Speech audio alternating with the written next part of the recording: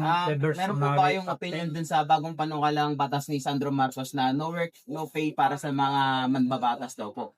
Kasi ang para sa akin, yung no work, no pay is actually a labor code concept naman. Sa makatwid, tama naman yan in concept.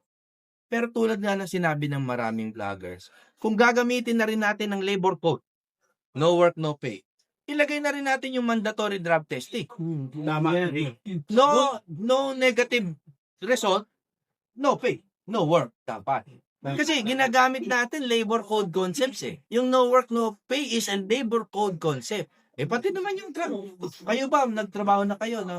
Yes. Oh, mayroon bang mandatory? Mayroon drug po. testing. Drug test. Dapat, latin niya na. Iba nga, every 6 months eh. Oo, Madami.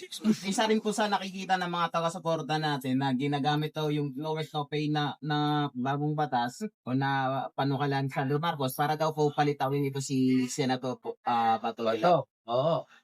Oh, ang sa akin kasi, haka-haka lang nila yon. Sa totoo ba naniniwala kayo na dahil lang sa sweldo, kung totoong umiiwas si Bato, kung totoo, which is not true, no? Pero kung totoong sumiiwas siya, palagay niyo ba sa liit ng sweldo sa Senado, lilitaw siya dahil lang dun sa 200,000 mahigit na sweldo? Maliit naman yan para sa mga senador. 'Di ba? Kumbaga real talk lang tayo. Kung totoong magtatago ka, maaakit ka ba ng 200,000? Hindi naman. May matinding reason. Oo, si Bato ay hindi po nagtatago. Si Bato ay ipinaglalaban ang kasarinlan ng Pilipinas at ayaw niyang yumuko sa dayuhan. Hindi po pagtatago yun. In fact, pagtatago yun. Iba ang pagtatago sa pagtatago yun.